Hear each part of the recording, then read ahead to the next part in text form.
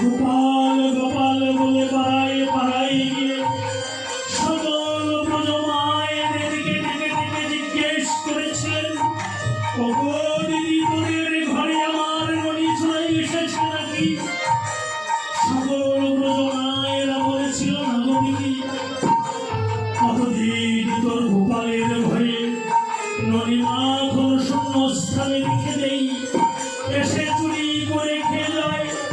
আজ গোপালের জন্য ননিমা ঘরে রেখেছি, গোপাল আমাদের ঘরে আসেনি।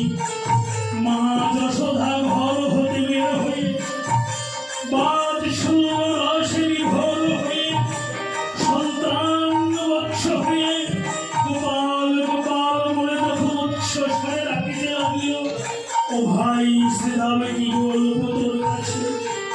ঘর হতে বাহির হয়ে মায়ের কণ্ঠ জড়িয়ে ধরে সলনয়নে গদ গদ কণ্ঠে সেদিন বলেছিলাম, মাগো, তোমার বস্তুকে হাত রেখে প্রতিজ্ঞা করিতেছি, আর কোনদিন তোমাকে না বলে আমি কোথাও যাব না। তুই বল শ্রীরাম, আজ যদি মাকে না বলে আমি বসে যাই, ও ভাই শ্রীরাম, আমি জানে মেরে মতো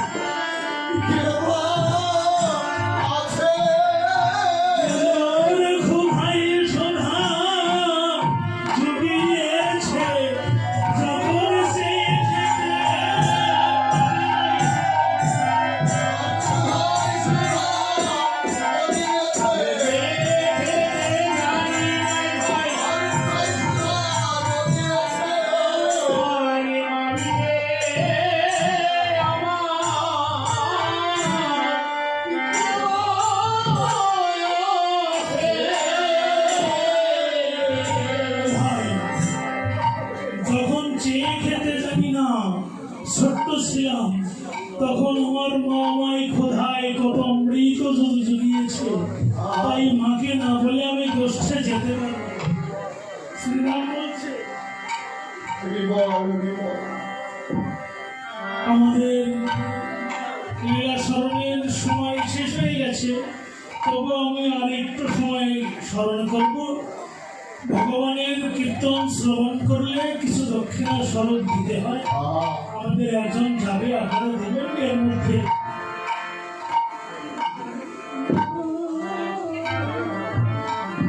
সেটা বলছে জানি রে তোর মায়ের প্রেম যত ভালোবাসে,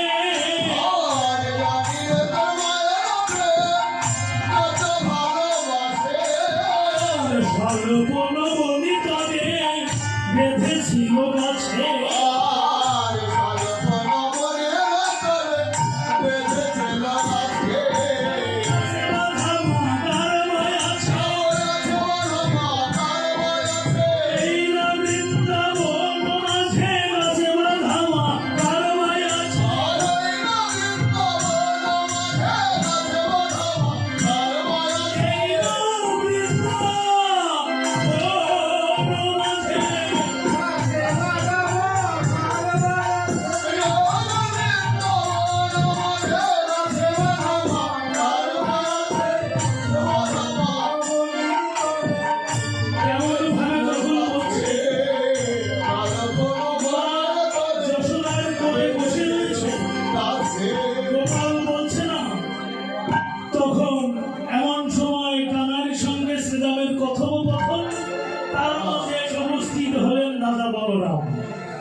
বলরামকে দেখে শ্রীরাম ভাবলেন মা আর না বলতে পারবে না, দাদা যখন এসেছে মাকে গোপাল ছেড়ে দিতেই হবে।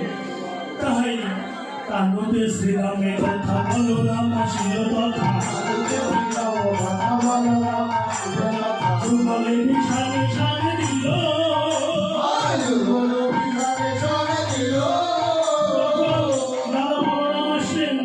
শ্রীরাম বললেন দেখো কানাই তো যাচ্ছে না, মা যশোদাও ছাড়ছে না, তবে তুমি যদি বলো মা না করতে পারবে। গেল সবে যশোদার নিকটে,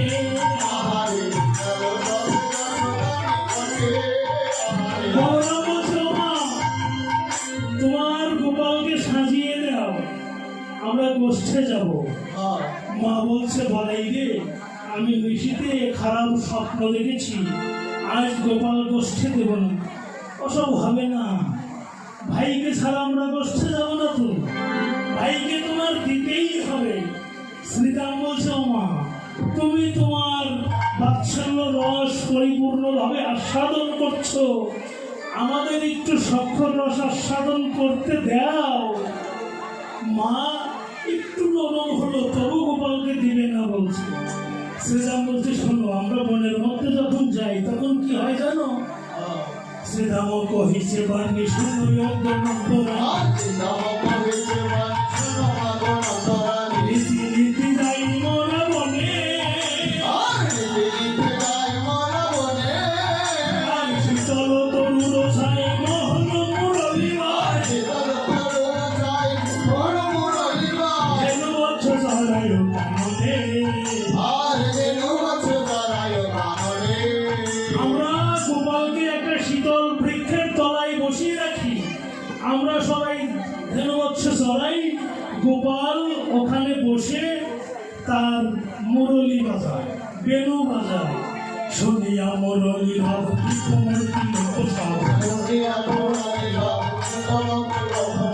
আসি দর্শন করে সবে, ভাই যখন মুরলীর ধ্বনি করে জানো, ওর মুরলীতে শুধু ধ্বনি হয় না, যেন অমৃত ঝরে। সেই ধ্বনি শুনে স্বর্গ হইতে সমস্ত দেবতাগণ আসে, আর ভাই কানাইয়ার চতুর্পাশে ঘুরে ঘুরে কানাইয়াকে স্তব করে।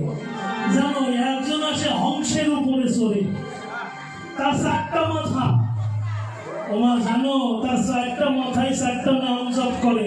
তাহলে এক মুখে ধাও ধাও জলে ভূতাশা, এত মুখে কৃষ্ণ কৃষ্ণ বলে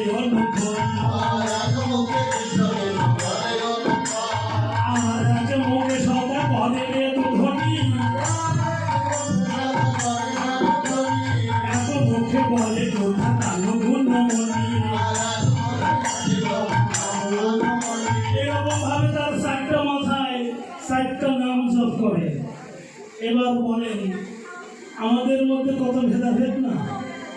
ব্রহ্মার থেকে ব্রাহ্মণের উৎপত্তি, সেই ব্রহ্মা কি গোবিন্দের নাম জপ করে না? কার নাম জপ করে? অমুক শক্তি উপাসনা করে ওর হাতে খাবো না, অমুক শৈব উপাসনা ওর হাতে খাবো না। এই যে ভেদাভেদ। ব্রহ্মা চার মুখে চারটা নাম জপ করছে। কার নাম? এক মুখে বেদের ধ্বনি, এক মুখে আগুন জ্বলছে, আর এক মুখে কৃষ্ণ নাম জপ করছে। এইরকম ভাবে চার মুখে চারটা। ওমা যেন আর একজন আসে, তার পাঁচটা মাথা, তার পাঁচ মাথায় পাঁচ রকমের সুর পায়।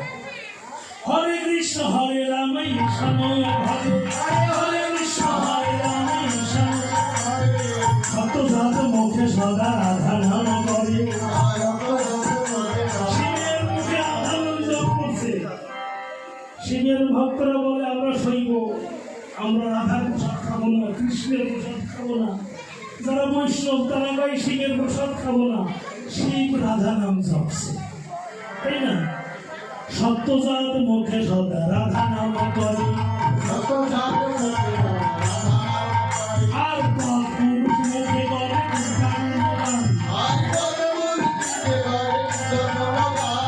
বামদেবী মুখে সদা রাধ বর্তমান।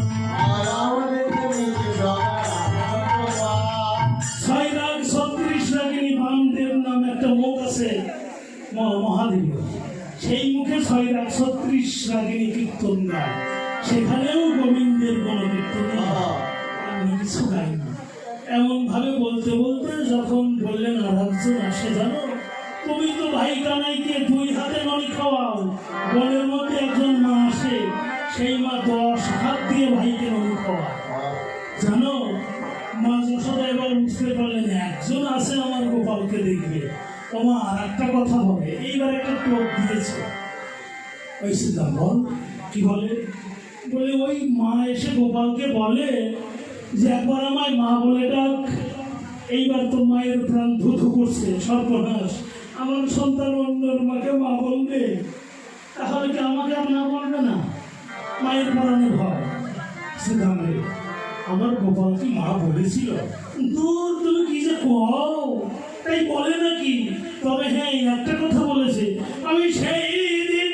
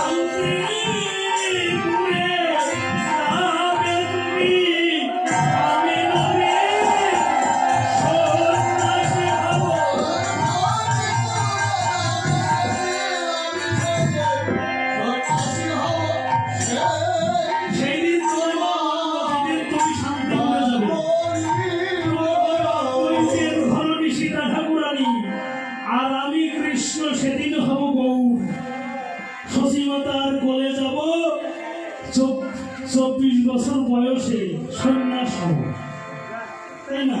সন্ন্যাস নিয়ে শান্তি করে যায় তোমার কাছে মনে বলে ভিক্ষা চাব। এইভাবে যাই।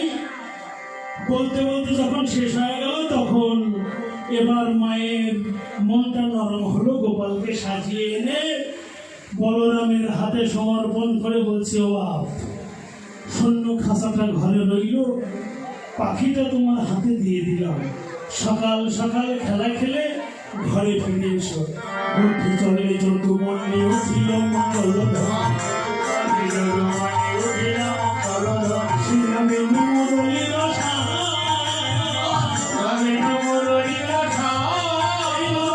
আনন্দে সিংহা বেলুর ধ্বনি করে গোষ্ঠের পথে যাচ্ছে। ওদিকে অট্টালিকার উপরের থেকে রাধারানী গোবিন্দ বদন দেখে অচৈতন্য হয়ে গেছে। তখন ললিতা কুটিলাকে জটিলাকে বললেন, তুমি যাও, ওই যে নন্দের বেটা কানু গোষ্ঠে যায়, ও রাধারানী ওকে নিয়ে আসো, ও যদি পরশ করে তোমার বধূ ভালো হবে। ডেকে নিয়ে এসে রাধারানীর কানে কানে গোবিন্দ একটি নাম বলে দিলেন। রাধারানী সুস্থ হলো। জটিলা সকল রাখাল বালকগণকে সেবা দিয়ে, সেবার দক্ষিণা দিয়ে, কিছু সেবার প্রসাদ অঞ্চলে বেঁধে দিল যে যাও তোমরা গোষ্ঠ মঠে, যখন ক্ষুধা লাগবে এই প্রসাদ সেবা করো। এমন ভাবে সবাই গোষ্ঠ মঠে মিলন হলো।